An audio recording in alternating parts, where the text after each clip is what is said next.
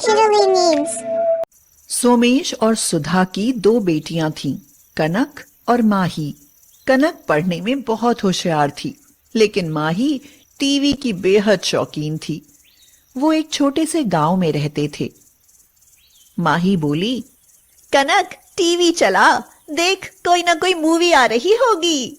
इस पर कनक ने कहा, दीदी आप टीवी में सिर्फ मूवी देखती रहती हो, इतना ध्यान अगर पढ़ने में लगाओगी तो कुछ बन जाओगी।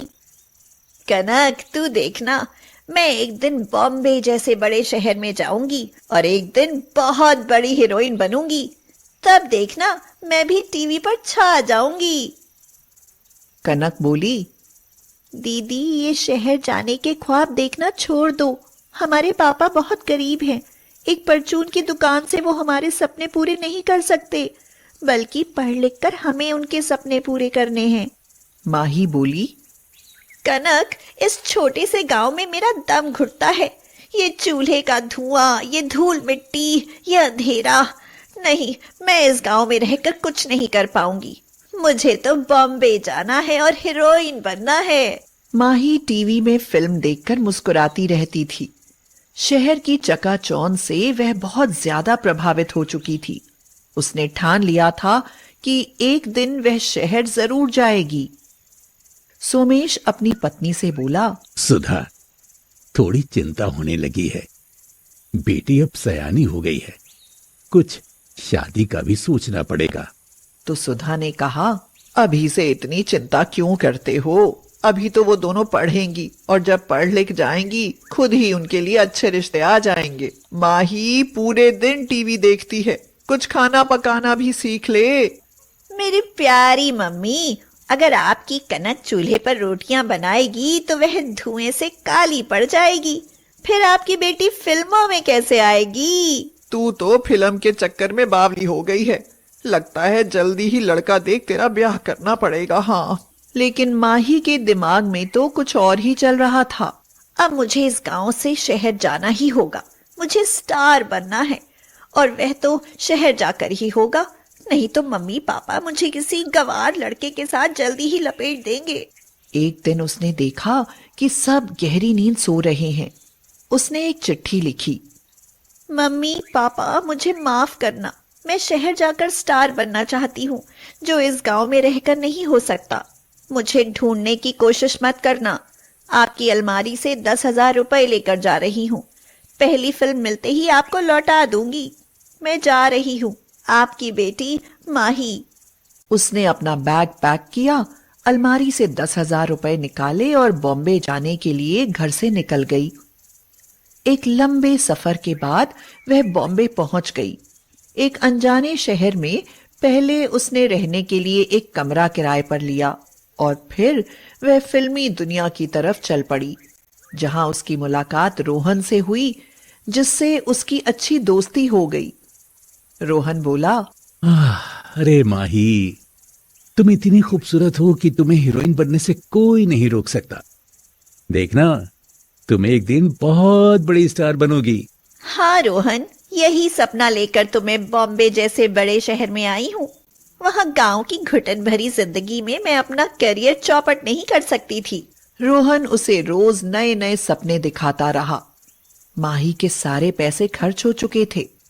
वह सोचने लगी, अब मैं क्या करूंगी, मेरे तो सारे पैसे खर्च हो गए, अपने खर्चे चलाने के लिए मुझे कुछ जॉब करनी पड़ेगी। रोहन बोला, अरे तुम चिंता मत करो माही, तब तक मैं तुम्हें एक रिसेप्शनिस्ट की जॉब दिलवा सकता हूँ। माही एक होटल में रिसेप्शनिस्ट की जॉब करने लगी। इसी तरह समय बीतता गया। स्टार बनने का सपना उसे मुश्किल दिखाई देने लगा। उसने कुछ समय बाद रोहन से शादी कर ली। माही रोहन से बोली, रोहन, मैंने अपने मम्मी पापा का दिल दुखाया है, शायद इसीलिए मैं शहर आकर कुछ नहीं कर पाई। एक बार गांव जाकर उनसे माफी मांगना चाहती हूँ। नहीं माही, मुझे गांव पसंद नहीं है, मैं नहीं जाऊंगा। मैंने बहुत कोशिश की कि तुम्हें कोई मूवी सीरियल में ही काम मिल जाए, लेकिन सबने तुम्हें रिजेक्ट कर दिया। कोई बात नहीं रोहन, फिर भी गांव की जिंदगी से ये जिंदगी अच्छी है। सोमेश ने कर्ज लेकर कनक को पढ़ाया। माही ने तो जैसे उनको पूरी तरह तोड़ ही दिया था। उस समय कनक ने उन्हें हिम्मत दी। कनक अपने पापा से कहती, पापा आप चिंता मत करो, दीदी ने जितनी आपकी बदनामी की है ना, देखना एक दिन मैं आपको आपकी इज्जत वापस लौटाऊंगी। कनक यूपीएससी की पढ़ाई कर रही थी। उसे उम्मीद थी कि एक न एक दिन वह जरूर आईएएस ऑफिसर बनेगी। रोहन और माही के बीच झगड़ा रहने लगा। वह शराब पीकर उसके साथ मारपीट करने लगा। गंवार कहेगी, मैंने तरस खाकर तुझसे शादी की थी और तू मुझे आंखें दिखाती है। रोहन, शराब के लिए पैसे कहाँ से आते हैं? 2 दिन से घर में खाने के लिए कुछ नहीं है। तेरे बाप की नहीं पीता, जा अपने बाप के घर, उस गांव में जाकर सड़, तेरी यही औकात है। रोहन ने धक्का देकर उसे घर से बाहर निकाल दिया। अब माही कहाँ जाए? शहर आने की तलब ने उसकी जिंदगी बर्बाद कर दी। वह रोने लगी। कनक ने कहा, पापा, मम्मी, जल्दी बाहर आओ, देखो मैंने यूपीएससी की परीक्षा पास कर ली है, अब मैं आईएएस ऑफिसर बन जाऊंगी। सोमेश और सुधा बहुत खुश हुए। उन्होंने रोते हुए कनक को गले से लगा लिया। सोमेश बोला, वाह बेटी, हमें तुझ पर नाज है, तूने हमारा सर फख्र से ऊंचा कर दिया। सोमेश ने पूरे गांव में ढोल बजवाकर लड्डू बंटवाए। गांव वालों ने भी कनक के गले में माला डाली और बधाई दी। गांव वाले बोले, बेटी, तुमने सोमेश का ही नहीं पूरे गांव का नाम रोशन किया है। कनक तो ऑफिसर बन गई और उसकी पोस्टिंग भी पुणे में हुई। गांव वालों ने सम्मान के साथ कनक को विदा किया। कुछ महीने कनक ने वहां काम किया और एक दिन किसी ने सामने से आकर उसकी गाड़ी रोक दी। माही चिल्लाकर बोल रही थी, रोको, रोको। कनक ने ड्राइवर से पूछा, कौन है ये? ड्राइवर बोला, मैडम जी, शायद कोई भिखारिन है। कनक गाड़ी से उतरी। उसने देखा एक औरत जिसके बाल बिखरे हुए, कपड़े गंदे और फटे हुए थे। वह जब उसके पास आई तो उसने देखा कि वह तो माही थी। कनक बोली, दीदी, आप ये क्या हाल बना रखा है? ये सब क्या हुआ? तू, ये तेरी गाड़ी और ये वर्दी, तू तो बड़ी अफसर बन गई और मेरी तो जिंदगी बर्बाद हो गई।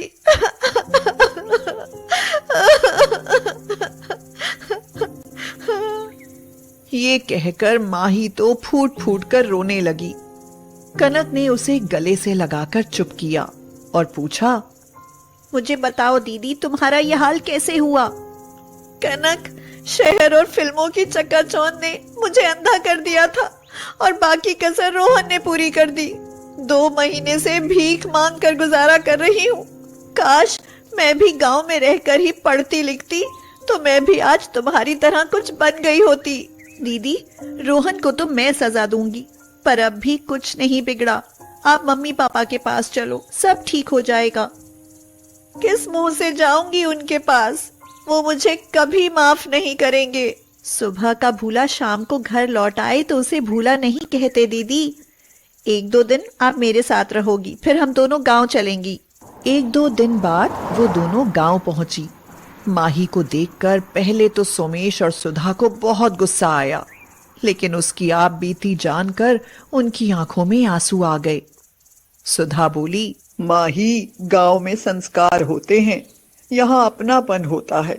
लोग अपने गांव की मिट्टी छूने के लिए तरसते हैं। हाँ माही, शहर में धोखा है बेटी।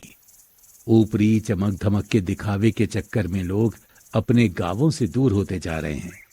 यहाँ सादगी है, सच्चाई है बेटा, छल कपट नहीं है। तूने अपना गांव छोड़कर अपनी जिंदगी तबाह कर ली। चलो अब ये सब बातें छोड़ो। आज के बाद दीदी ने क्या किया इस बारे में कोई बात नहीं होगी। और दीदी आगे की पढ़ाई पूरी करेंगी, करोगी ना दीदी? हाँ, मैं आगे पढ़ूंगी और अपनी गलती सुधारूंगी। ये सुनकर सब खुश हुए और एक दूसरे के गले लग गए। जो सुकून गांव में है वह शहरों में कभी नहीं